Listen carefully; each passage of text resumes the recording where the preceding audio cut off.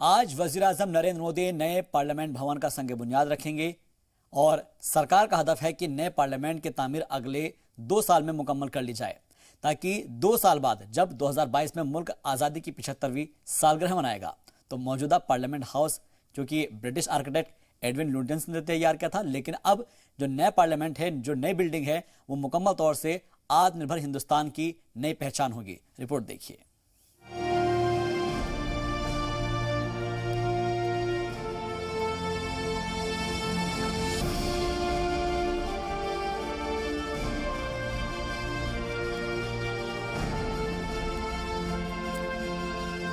दो 2022 में जब मुल्क आजादी की 75वीं सालगिरह मनाएगा, उसी मौके पर मुल्क को नए पार्लियामेंट की भी सौगात मिलेगी। इस एनिमेशन के जरिए समझने की कोशिश कीजिए कि ऐवान की नई इमारत पुराने पार्लियामेंट हाउस से किस तरह से मुख्तलिफ होगी। नए पार्लियामेंट का अहाता मौजूदा ऐवान के ठीक बगल में होगा।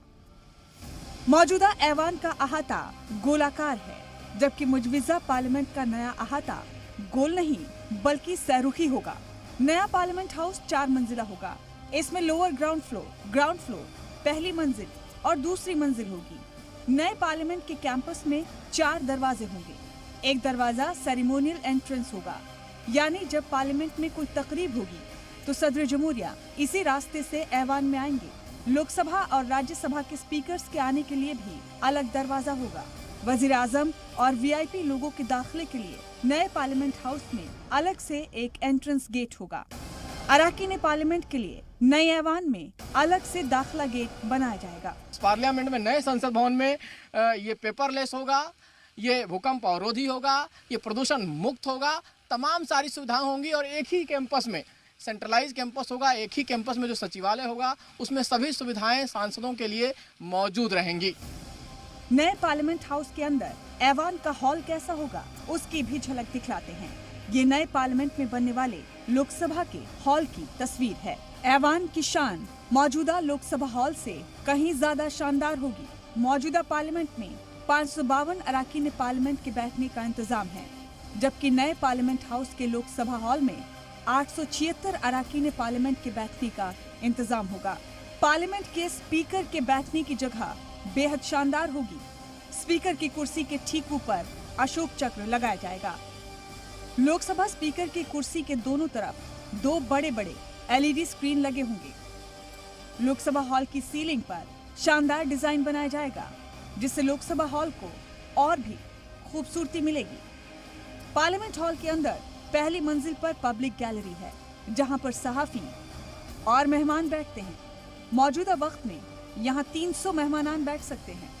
नए पार्लियामेंट हॉल में पब्लिक गैलरी में बैठने के इंतजाम बढ़ाए जाएंगे।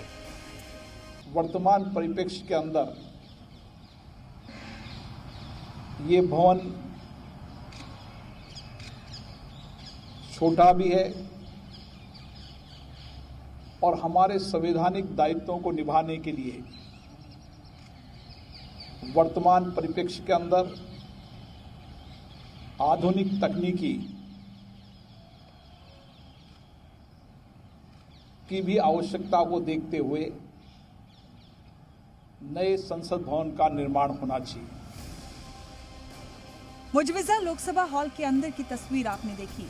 अब मुजविजा राज्यसभा की तस्वीरें भी आपको दिखाते हैं। ये मौजूदा राज्यसभा की तस्वीर है, लेकिन 2022 में राज्यसभा कुछ ऐसी दिखेगी। नए राज्यसभा का हॉल मौजूदा राज्यसभा हॉल से ज्यादा खूबसूरत और शानदार होगा।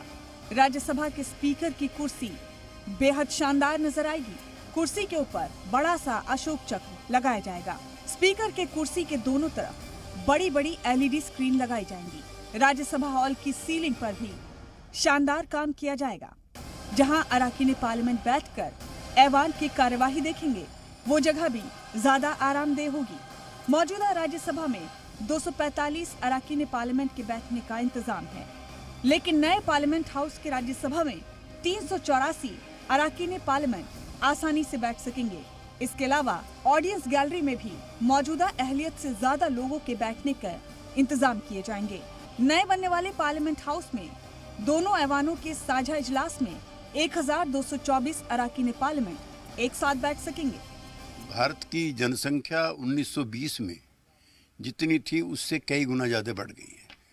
समय समय पर बड़ी जनसंख्या के हिसाब से अनुपातिक प्रतिनिधित्व की बात भी देश में चलती रहती है। लिहाजा संसद का बड़ा होना और नया होना, मैं कोई इसे गलत नहीं मानता हूँ। ये सरकार का एक अनूठा प्रयास है और इसको पार्टी पॉलिटिक्स के दायरे से ऊपर उठ करके देखना चाहिए। मौजूदा पार्लियामेंट हाउस को करीब 100 साल पहले बनाया गया था। ब्रिटिश आर्किटेक्ट एडविन लुटियंस और हर्बर्ट बेकर ने इसका डिजाइन तैयार किया था। लेकिन नए पार्लियामेंट हाउस की तामीर हिंदुस्तानियों के जरिए हिंदुस्तानियों के लिए की जाएगी। नया पार्लियामेंट हाउस पूरी तरह से मुल्की होगा। रवि त्रिपाठी के साथ ब्यूरो रिपोर्ट, जी मीडिया।